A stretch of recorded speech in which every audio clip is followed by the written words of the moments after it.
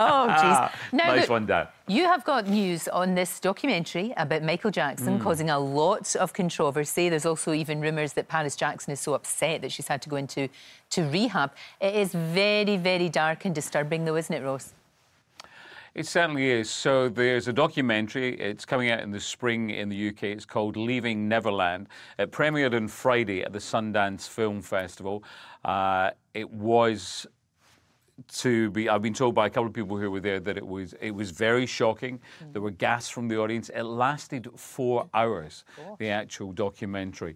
They're not releasing any other parts of it at all at the moment. They're just going on that one audience and the reaction that it got. Now, the two men in the documentary are accusing Michael Jackson of abusing them when they were children. Now, these are actually two men as well who in the past have actually spoken out in defence of Michael Jackson, one of them especially during Michael's court case when, of course, he was found not guilty of all the charges. The Jackson family themselves, as you can imagine, very angry about things. They've sent out a statement paraphrasing this, saying that the two men they say are liars. It's the equivalent of like a public lynching.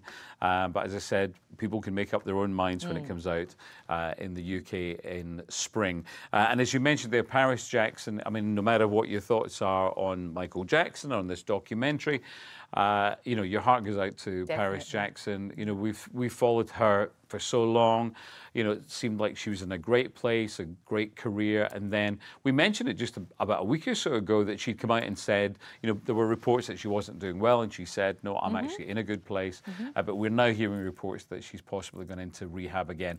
And this could well be a reaction to the documentary and all the news, because you can imagine out here, and I'm sure in the UK as well, it's, you know, it's been front page news again and everything being brought up again. Lots of people talking. You know, again, whatever your thoughts are, you just know that the people that are really affected by it, you know, the children. Oh, it's a poor kid. Well, all of them. It's just really, really sad. Let's move on to Britney Spears, because there was a girl that's had her troubles in the past and has somehow, you know, fair play to her, has managed to pick herself up and continue and carry on and strength to strength, really.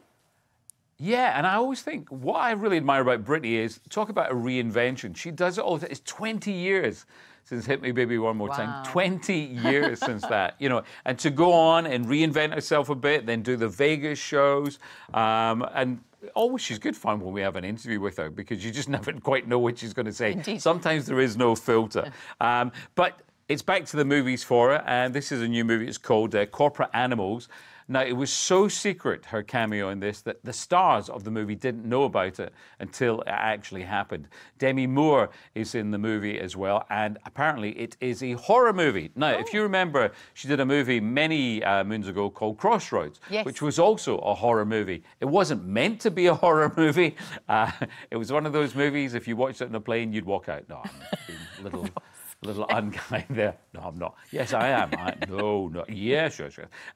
No, but anyway, so Britney's in this, and from what I hear, she's really, really good in it. So good on you, Britney. Exactly, and we love Britney because, as we've always said before, the world would be a sadder place without people like Britney, you know, like just pop stars. We need them. Yeah, we do. That's true. And ones that have got something to say and that are interesting.